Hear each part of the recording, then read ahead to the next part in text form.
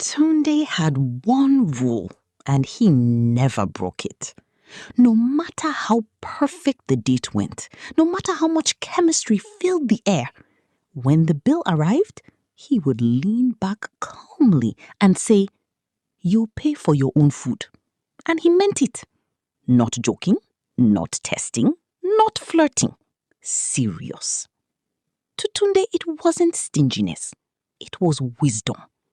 Because Tunde had learned the hard way that love in Lagos could be expensive and sometimes completely fake. There was a time he was different. A time when he believed that love was built through generosity. Back then, Tunde paid for everything. Dinner, gifts, rides, surprises. He showed up early, stayed attentive, and gave his heart like a man investing in something real. But Lagos taught him fast. The first lesson came quietly. A beautiful evening, soft laughter, expensive meals. Everything felt right. Until the night ended and the woman he paid for stepped into another man's car without even looking back. Tunde stood there confused. The second lesson came harder. Another date, another woman. This one ordered like she had been preparing for that moment her entire life. Drinks, sides, upgrades, desserts. The bill came. Tunde paid. She disappeared. Blocked him everywhere. That was the day something changed. Tunde didn't become bitter. He became calculated. From that moment, every woman had to prove herself. No free rides, no assumptions, just fairness. If you can't pay for your own meal, he would say, then you're not serious. Simple, clean, logical, at least in his head. When he met Amara, everything felt different. She wasn't loud, she wasn't flashy. She spoke with calm confidence, like someone who understood life beyond surface-level conversations. Their date felt easy. No pressure, no performance. When the bill arrived, Tunde delivered his line. "You'll pay for your food." Amara paused. Not angry, not offended, just surprised. But she paid. No argument, no drama. She even smiled and thanked him before leaving. That night, Tunde felt satisfied. She passed, he thought. But she never replied his messages again. His friends didn't let it slide. "Guy, you bill am like waiter," another added. But Tunde shook his head. "You people don't understand. I'm filtering." They laughed. But deep down, they knew. Tunde was heading for a lesson. Then came Vanessa.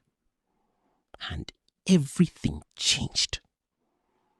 Vanessa wasn't quiet. She wasn't soft.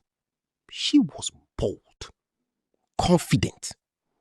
The kind of woman that entered the room and owned it without trying. They met by chance. Their chemistry was instant. From the first conversation, Tunde felt something he hadn't felt in a long time. He forgot to calculate. Their date was electric. They laughed, teased each other, shared stories that flowed like they had known each other for years. For once, Tunde wasn't analyzing. He was enjoying. Even when Vanessa ordered freely, expensive dishes, wine, extras, he didn't react. He just smiled. Because something about her felt worth it. Then the bill came. And just like always, Tunde returned to himself. "You'll pay for your meal." Silence. Vanessa blinked. Once. Twice. Then she laughed. Not a soft laugh, a sharp one. "You're joking, right?" Tunde stayed calm. I believe in fairness. That was the moment everything changed. Vanessa leaned back, studying him like she had just discovered something disappointing. Then why did you invite me? It's just how I operate. Her expression hardened. Without another word, she paid. But before leaving, she leaned closer. You're not as smart as you think. Then she walked away. For the first time, that line stayed with him. Days passed, then weeks.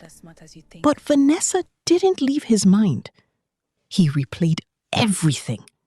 Her laugh, her confidence, her words. And for the first time, his logic didn't feel complete anymore. Still, his pride refused to bend.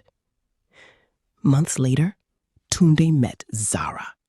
Elegant, composed, different.